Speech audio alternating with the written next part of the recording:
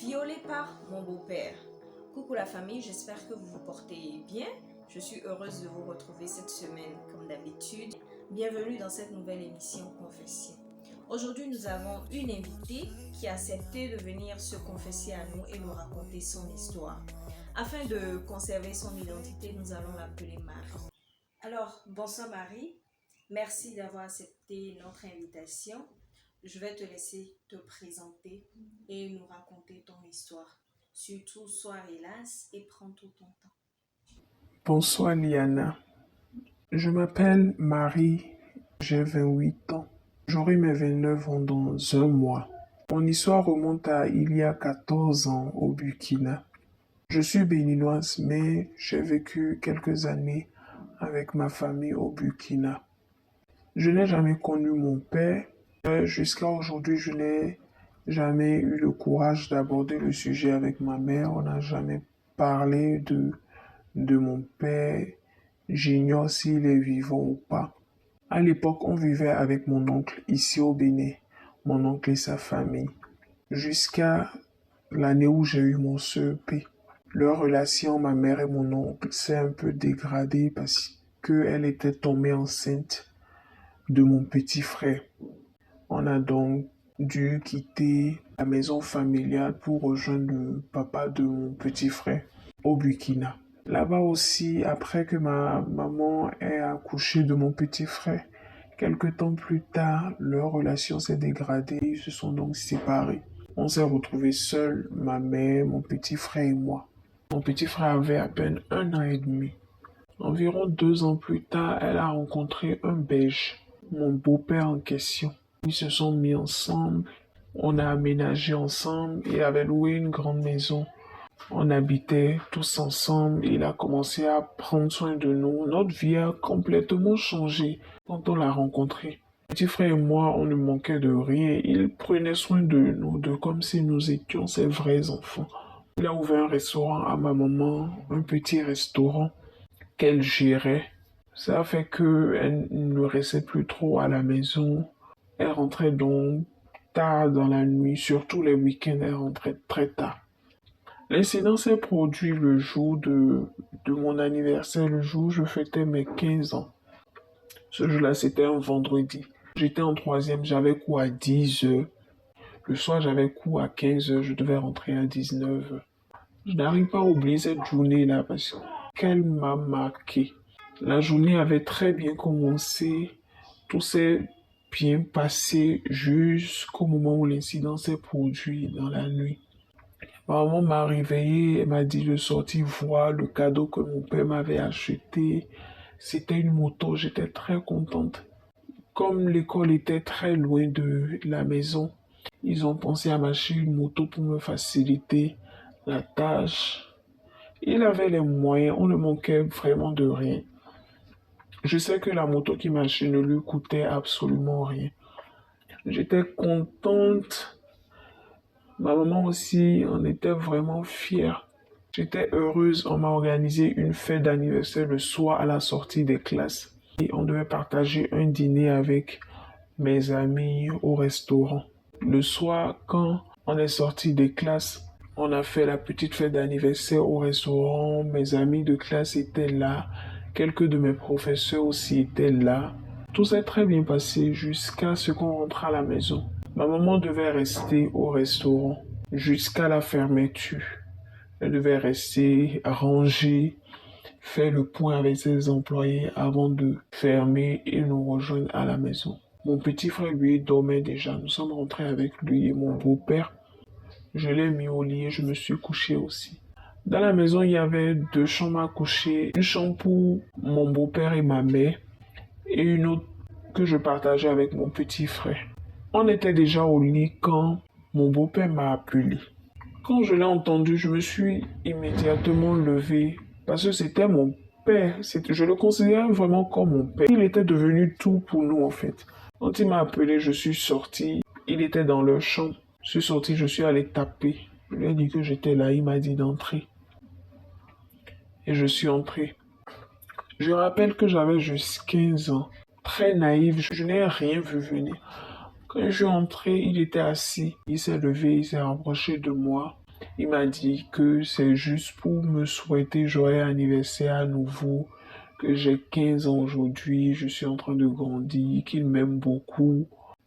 Ensuite, il m'a prise dans ses bras. Je n'ai rien vu venir parce que c'était mon père en fait. Moi, je le prenais, je le considérais vraiment comme mon père et lui-même, il nous avait adopté, mon petit frère et moi, comme ses enfants.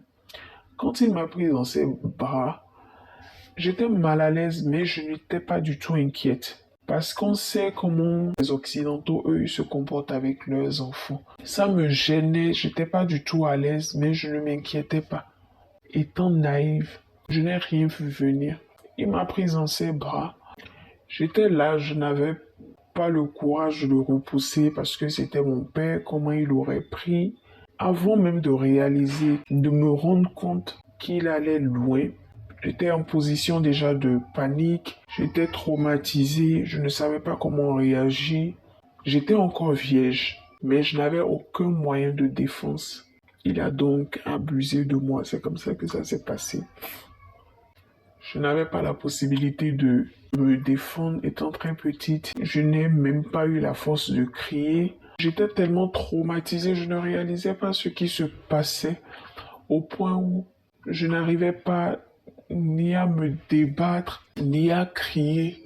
Et même si je criais, d'ailleurs, il n'y avait personne dans la maison ce jour-là parce que maman était encore au restaurant. Mon petit frère dormait déjà. Même s'il était en éveil, qu'est-ce qu'il aurait été en mesure de faire? Il a donc abusé de moi ce soir-là. J'ai eu vraiment mal parce que j'étais encore vierge. J'avais mal physiquement, psychologiquement aussi. Quand il a fini, il m'a demandé de repartir dans ma chambre. Je me suis levé, je suis parti. Ma vie a vraiment été bouleversée ce soir-là. Parce que j'avais complètement changé après ça. J'étais devenue distante avec ma mère, avec lui. Je n'ai même pas eu le courage de le dire à ma maman. Je ne savais pas si elle allait me croire. Vu l'expérience que j'ai aujourd'hui, je me dis que j'aurais dû en parler avec ma mère. Je me demande si elle aurait eu le courage de se comporter en adulte et de mettre cet homme-là à sa place, vu qu'elle dépendait entièrement de lui. C'est lui qui nous faisait tout, c'est lui qui prenait soin de nous, c'est lui qui payait toutes les charges, l'école, c'est lui qui s'occupait de nous.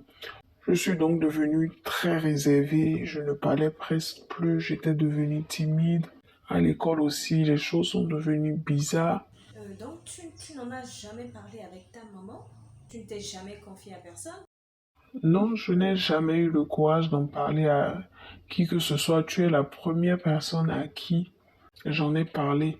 Quand je suis tombé sur une de tes vidéos sur TikTok et j'ai vu le témoignage d'autres femmes, j'ai ressenti le besoin d'en parler à quelqu'un. Tu es la première personne à qui j'en parle. Même mon mari, il n'en savait rien. Et quelle est la situation aujourd'hui? Est-ce que ce beau-père-là, il est toujours avec ta mère? Ou comment est-ce que ça se passe? Ils sont toujours ensemble. Actuellement, elle vit en Europe avec lui, mon petit frère aussi. Moi, j'ai pas voulu y aller avec eux. Parce que, comme je l'ai dit, depuis ce jour-là, ma relation avec ma mère s'est vraiment dégradée. On n'est plus aussi proche qu'avant, en fait. Moi, j'ai préféré rester. Aujourd'hui, elle a une fille avec lui. Souvent, quand j'y réponds, je me dis, peut-être que j'ai bien fait d'avoir gardé cette histoire-là pour moi. J'aurais peut-être détruit le foyer de ma mère sans le vouloir. Je me dis que je me suis sacrifié, moi, pour le bonheur de ma mère. Marie, dis-nous aujourd'hui, qu'en est-il de ta vie sexuelle? Parce que tu as bien été victime de viol à l'âge de 15 ans. Pire, par ton beau-père. Mais après ça, qu'est-ce qui s'est passé? D'après ce que tu m'as dit, c'est vrai, ça ne s'est pas répété. Mais après, qu'est devenue ta vie sexuelle? C'est vrai que ça a été difficile, mais avec le temps, je suis très vite passé à autre chose. J'ai rencontré mon mari il y a quelques années maintenant, qu'on est ensemble. J'ai un garçon qui a 1 an. D'accord, tu as certainement des conseils à donner pour finir? Le conseil que je pourrais donner s'adresse aux mères célibataires. Quand vous avez des enfants, faites très attention à eux. Même si vous avez la chance de vous remarier, prenez le temps de choisir un bon père pour vos enfants. Veillez sur vos enfants en fait. Parfois, les choses se passent sous vos yeux sans que vous ne les voyez. Et pour un enfant, c'est très difficile de dénoncer certaines choses. Merci, Marie. Merci à toi aussi, Liana. Ce fut un énorme plaisir pour moi de te rencontrer. Merci pour la confiance, merci pour la générosité dans le récit de ton histoire.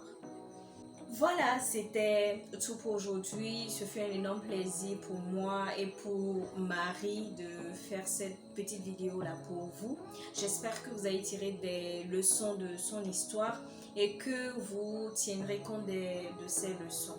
Ça fait à la semaine prochaine. Je vous fais plein de câlins, plein de bisous.